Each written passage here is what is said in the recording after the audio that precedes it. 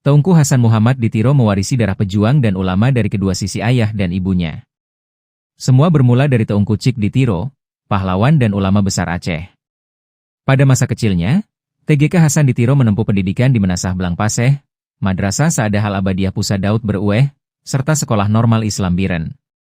Saat masih kecil dalam perjalanan menuju sekolah, beliau pernah ditemui oleh ulama besar TGK Cik di Keunireh, yang lebih dikenal sebagai TGK di Anjong. TGK di Anjong mencium tangan TGK Hasan kecil sebagai tanda penghormatan. Hal itu dilakukan karena beliau mengetahui bahwa dalam tubuh TGK Hasan mengalir darah keturunan TGK Cik di Tiro, Muhammad Saman, dan juga ulama besar Tiro, Syekh Abdul Salam Fakih Al-Fakiyeh. Selain itu, TGK di Anjong sendiri pernah berguru kepada para ulama dari Tiro, sehingga ia sangat memuliakan keturunan gurunya. Pendidikan TGK Hasan Muhammad di Tiro, sebelum menjabat sebagai Wali Nanggro ke-8. Pendidikan dasar menengah, Menasah Belang Paseh, Madrasah Sa'adah Al-Abadiyah Pusat Daud Berueh, Sekolah Normal Islam Biren. Perguruan tinggi. Universitas Islam Indonesia, UII, Yogyakarta, Fakultas Hukum, lulus tahun 1949. Melanjutkan studi ke Amerika Serikat di Universitas Columbia, New York, Universitas Fordham, dan Universitas Plano, meraih gelar dokter, MA, MS, PhD, 2D. Pekerjaan aktivitas sebelum menjadi Wali Nanggro. 1948. Staf Wakil Perdana Menteri RI, Syafruddin Prawira Negara. 1950-an, bekerja paruh waktu di Misi Republik Indonesia untuk PBB di New York.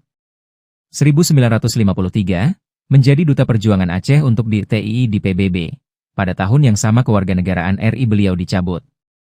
1962-1974, berprofesi sebagai pengusaha di Amerika Serikat, bergerak di bidang minyak, emas, dan properti. Dengan pemikiran yang luas dan visi yang kuat, pada tahun 1976 TGK Hasan Muhammad di Tiro mendirikan Gerakan Aceh Merdeka, GAM. Perjuangan GAM dari pengasingan memiliki struktur dan kelembagaan yang lengkap, dengan para ulama dan pimpinan dayah berperan sebagai pemimpin agama dan penasihat di setiap wilayah. Hal ini sempat dirahasiakan demi keselamatan bersama, melindungi para ulama dan santri. Almarhum TGK Abdullah Syafi'i sengaja tidak mempublikasikan peran tersebut agar nasib buruk yang menimpa tokoh seperti TGK Ahmad Dewi, hilang tanpa jejak, serta TGK Bantakiyah dan para santrinya, tidak terulang kembali.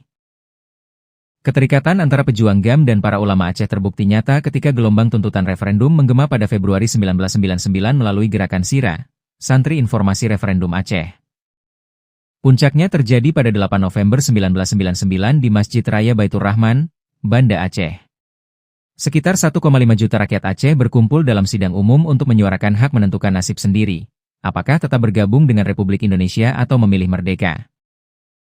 Jika para ulama, pimpinan dayah, dan tokoh agama tidak mendukung perjuangan tersebut, mustahil para pemuda dan santri ikut serta dalam aksi besar itu, mengingat santri sangat taat dan patuh kepada para gurunya.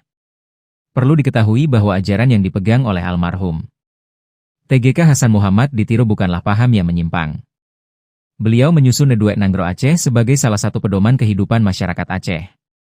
Beliau berpegang teguh pada hukum Allah Subhanahu wa Ta'ala, bersumber dari Al-Quran, hadis, ijma, dan qiyas, yang semuanya terangkum dalam Kanun Meukuta Alam Al-Arsi.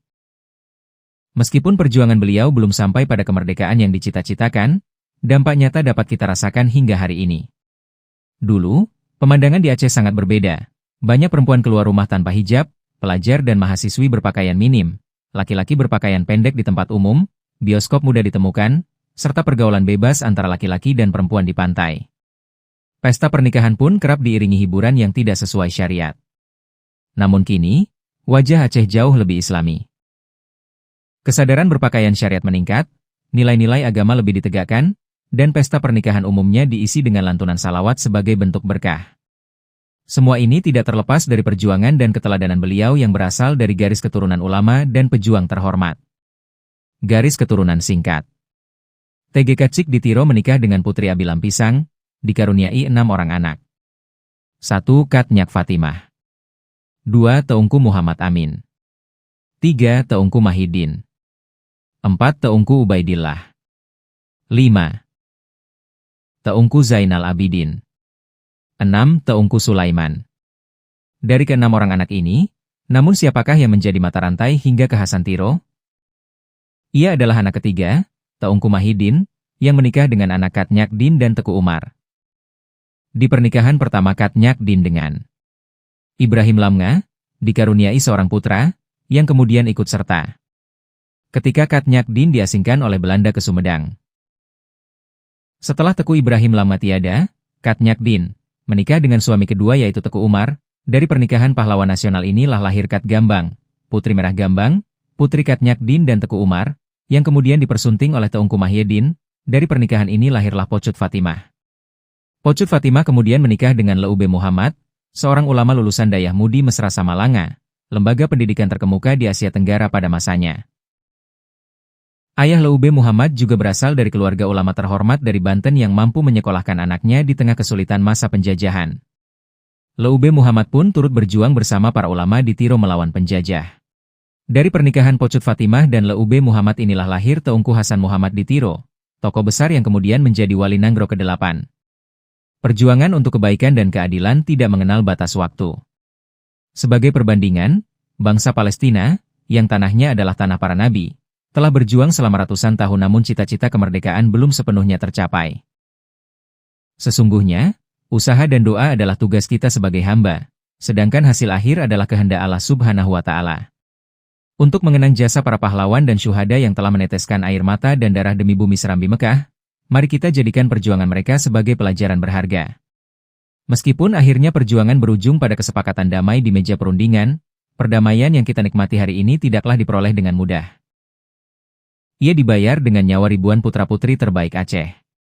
Sebelum almarhum Teungku Hasan Muhammad di Tiro berpulang ke Rahmatullah, sempat beberapa kali beliau pulang ke Aceh. Disambut oleh Teungku Ibrahim Waila dan Teungku Muhibuddin Wali. Pertemuan kedua tokoh besar ini bukan cuma satu kali, tapi lebih dari 3 kali. Inilah ketiga orang wali. Wali Afdal, Wali Kutub, dan Wali Nanggro. Marilah kita senantiasa menjaga persatuan dan kesatuan tanah Aceh. Siapapun yang memiliki pandangan berbeda, mari kita hormati perbedaan itu tanpa saling menghasut atau memecah belah. Janganlah kita memisahkan antara ulama, para tokoh, mantan kombatan, maupun anak-anak syuhada. Ingatlah, sejarah telah mengajarkan betapa buruk akibatnya jika sesama anak bangsa saling bermusuhan. Jangan sampai perang saudara yang pernah terjadi di masa lampau terulang kembali di bumi yang penuh berkah ini, yaitu Perang Cumbok.